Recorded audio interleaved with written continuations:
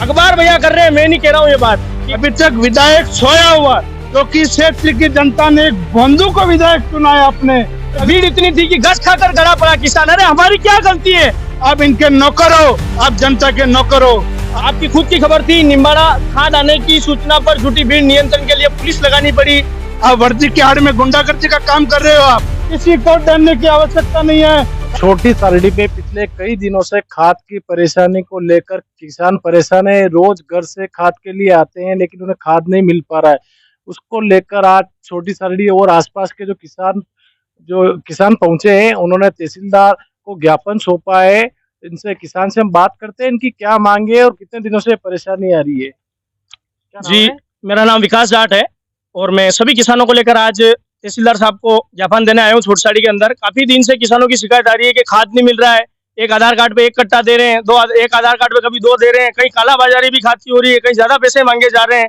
तो अभी तहसीलदार साहब से इस बात की रिक्वेस्ट की है कि आप इस मामले को गंभीरता से लें और अधिकारियों को उच्च निर्देश दें कि भैया छोटी सारडी के अंदर ज्यादा से ज्यादा संख्या में खाद उपलब्ध कराया जाए। काफी दिन से किसान परेशान है और सबसे बड़ी बात है, ये अखबार भैया कर रहे हैं, मैं नहीं कह रहा हूँ ये बात, कि खाद कहाँ नहीं मिल रहा है। आपकी खुद की खबर थी, निम्बाड़ा खाद आने की सूचना पर जुटी भीड़ नियंत्रण के लिए पुलिस लगानी पड़ी। खेत हरे पर दिलों में अंधेरा, यूरिया की किल्लत से करार उठा किसान। खाद के लिए हाहाकार, भीड़ इतनी थी कि घस खाकर गड़ा पड़ा किसान। अरे हमारी क्या गलती है?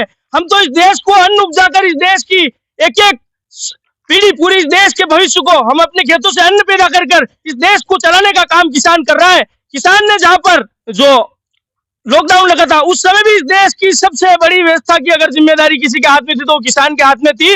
मैं मांग करता हूं मीडिया के माध्यम से कि अगर इस बात को सही ढंग से नहीं लिया गया और नहीं माना गया तो राष्ट्रीय लोकतांत्रिक पार्टी राजस्थान के हनुमान जी बेनीवाल के निर्देश पर और उनके साथ मिलकर इस छोटी सारडी क्षेत्र के अंदर किसान बहुत बड़ा आंदोलन करेंगे, जिसकी समस्त जिम्मेदारी प्रशासन की होगी।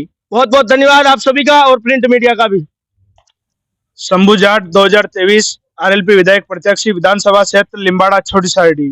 काफी समय से हम सब लोग देख रहे थे कि खाद की काफी तंगी आ रही है। हर रोज गांव से किसान चलकर छोटी सारडी के अंदर खाद लेने के लिए आते हैं और ऐसे हालात है कि छोटी सारडी के अंदर एक पार्टी विशेष व्यक्ति की दुकान का जो बड़ा व्यवसाय है वो खाद की बड़ी कालेबाजारी कर रहा है, जिसको बीजेपी कांग्रेस हर समय शरण देने का काम करती है। हर सरकार के अंदर वो बड़ी मात्रा में खाद खाली करवा के जो 270 रुपए का जो खाद का कट्टा है वो 500 रुपए तक देने का काम करता है। कहीं ना कहीं सरकार की और प्रशासन की भी अनदेखी की जा रही है। सबकी मिली भगत द्वारा इतने बड़ी कालेबाजारी यहाँ पर हो रही है। और लिम्बाड़ा क्षेत्र और छोटी सारडी क्षेत्र के जो हालात जो देख रहे हो आप, कल भी लिम्बाड़ा के अंदर प्रिंट मीडिया के माध्यम से हमें खबर मिली थी, खाद के लिए हाहाकार मचा। इतनी भीड़ इतनी थी कि किसान को चक्कर आकर वो गिर गया और फिर भी लिम्बाड़ा का प्रशासन चुप बैठा है। अभी तक विधायक सोया हुआ क्योंकि क्षेत्र की जनता ने एक बंधु को विधायक चुना है अपने।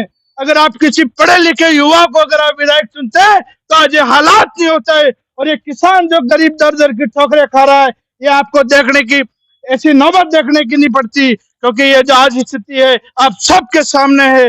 मैं सरकार से और गूंगी मेरी सरकार से और भजनलाल सरकार से मैं आह्वान करता हूं कि आने वाले 3 दिन के अंदर अगर किसानों को खाद नहीं मिला तो राष्ट्रीय लोकतांत्रिक पार्टी और हनुमान जी बेनीवाल के नेतृत्व में छोटी सारडी के अंदर उग्र आंदोलन किया जाएगा।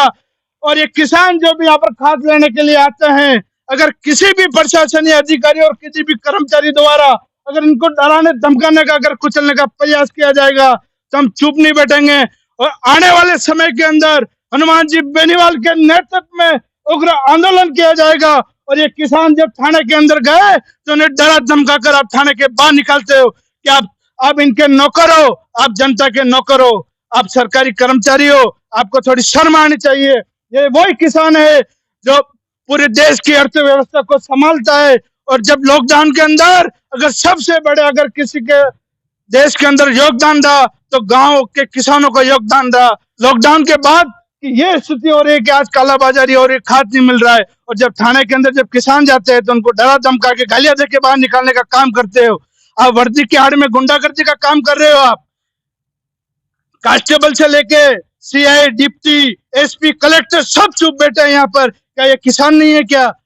ये कि कोई आतंकवादी है जो आप इनको डरा धमका के बाहर वहां से भगा रहे हो? आप भी इनको वहां पर कोऑपरेट करते, आप लोग भी इनकी बात रखते, आपने क्यों नहीं रखी? आवश्यकता पड़ी तो राष्ट्रीय लोकतांत्रिक पार्टी और हनुमान जी बेनीवाल के नेतृत्व में उग्र आंदोलन किया जाएगा। किसी को डरने की आवश्यकता नहीं है। राष्ट्रीय लोकतांत्रिक पार्टी आपके हर समय हर दुख सुख में साथ खड़ी है। हनुमान बेनीवाल जिंदाबाद, हनुमान बेनीवाल।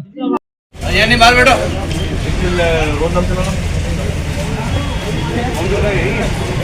ज्ञापन और लिख के दो, क्योंकि पुलिस का काम नहीं है खाद देना पिलाना।